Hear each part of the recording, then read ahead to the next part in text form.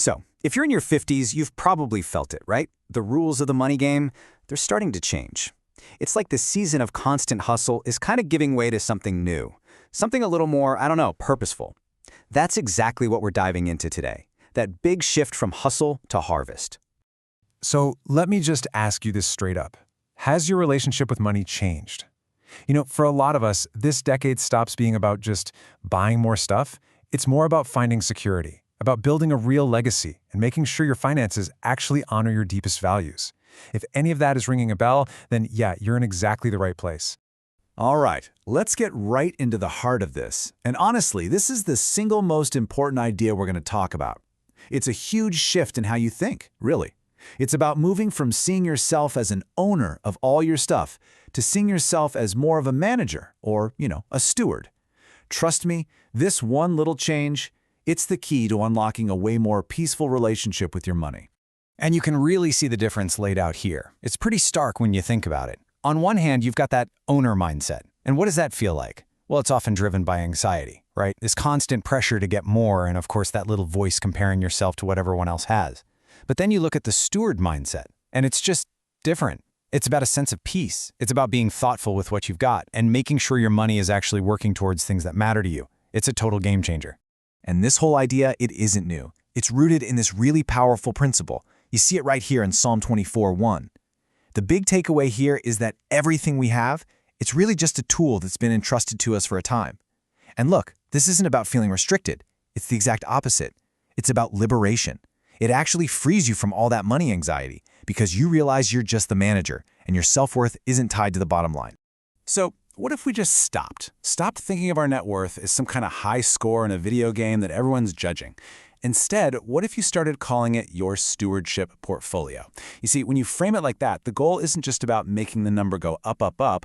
The real goal becomes managing that portfolio with wisdom, with integrity, and with a real vision for what you want it to accomplish. Okay, so that's the why. That's the big mindset shift. But how does this actually play out in the real world? Let's get practical. Because having a stewardship mindset doesn't mean you just, stick your head in the sand and ignore the practical side of money. No way. It's actually the opposite. It means you approach your finances with discipline and thoughtful action. See, faith and being smart with your money, they go hand in hand. And this verse from Proverbs, it just nails this point. It tells us that careful, diligent planning is a virtue. And when you're in your 50s, wow, this is more true than ever. This is your decade for being strategic, for making smart moves, not for just winging it and hoping for the best. Okay, so what does that diligent planning actually look like for us here in Canada? Well, here's your toolkit. Let's walk through it. First up, the good old RRSP. For a lot of us, our 50s are our peak earning years, which makes it the absolute perfect time to max out those catch-up contributions. You get to save aggressively for retirement and lower your taxes right now. It's a win-win. All right, next up, the TFSA.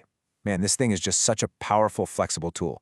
Because that growth is tax-free, it's perfect for things like your emergency fund or maybe some shorter-term goals where you might need to get to the cash without getting hit by taxes. And this last one is so important. Now is the time to really look at your whole portfolio and ask a tough question. Do my investments actually line up with my values? And things like ethical or impact funds, they're a fantastic way to make sure your money is growing while also doing good in the world, supporting things you believe in.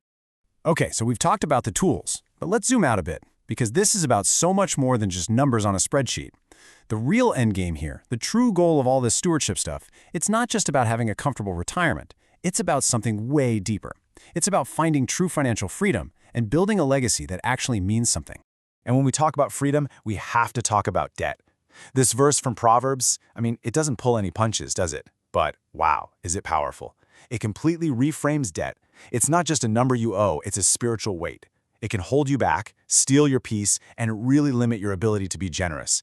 So getting rid of it isn't just a financial move, it's an act of liberation.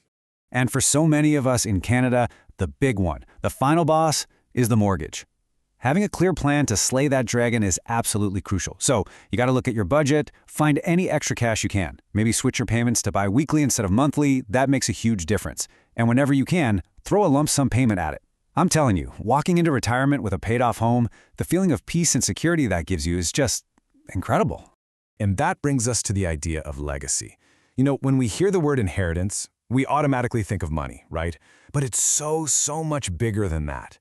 This verse here, It's talking about a multi-generational impact. It's about passing down things that last. Values, wisdom, a good name. Things that bless your family long after you're gone. But that kind of legacy doesn't just happen. It's something you actively build. It's a profound act of love to get your will and estate plan in order, so your family isn't left with a mess.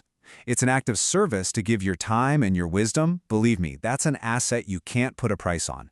And it's the ultimate act of stewardship to make sure that the resources you've managed so carefully can keep on blessing people for years to come. Wow, okay, we have covered a ton of ground, haven't we? We've talked mindset, we've talked mortgages, we've talked legacy.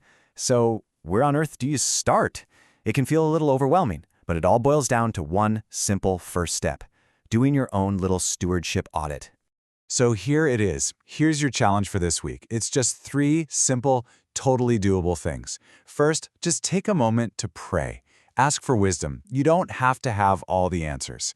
Second, assess. Just take an honest look at where things are at. Your assets, your debts, your investments. No judgment, okay? Just understanding.